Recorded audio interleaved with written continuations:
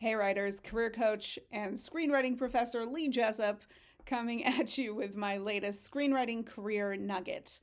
Oftentimes I will hear from writers, what is the deal with representation? When am I ready? What is going on? So I wanted to start a bit of a representation tangent, and you'll see a number of videos about this topic, specifically with literary managers. In this video, we're going to talk about what it is that they do, and how they work in very broad strokes. Obviously, everybody can be a little bit different. Everybody has their own methodology. But I'm a big believer in the manager first approach because in today's environment, a literary manager really has been placed in the forefront of discovering new screenwriting talent. Because managers are often self-employed or employed by a smaller firm, they have more bandwidth and more of a runway to discover new talent, to prepare them for the industry, and to, in time, get those writers and their work out into the industry, introduce them to producers, production companies, executives, as well as, in time, an agent or a lawyer who would then join the team. So, in very broad strokes, what do literary managers do? Literary managers are usually deeply involved in development, helping the writer develop their material for the professional space. So even if you find a manager through a screenwriting competition or a manager finds you on the blacklist, they may read material and say, okay, this was good enough to get to me, but now let's develop for the professional space.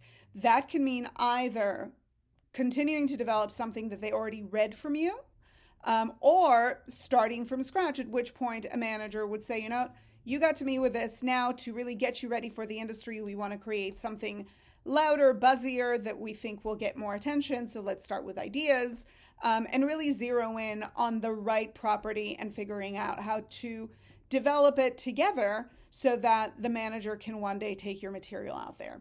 Managers are heavily in the outgoing call business. So especially when breaking in new talent, they're going to be calling executives, they're going to be calling producers, they're going to be introducing you to the town and they're going to aim to build you a fan base made of people in the industry who love your voice, who want to potentially work with you one day, whether it's on something that you wrote on spec or bring you in for an assignment.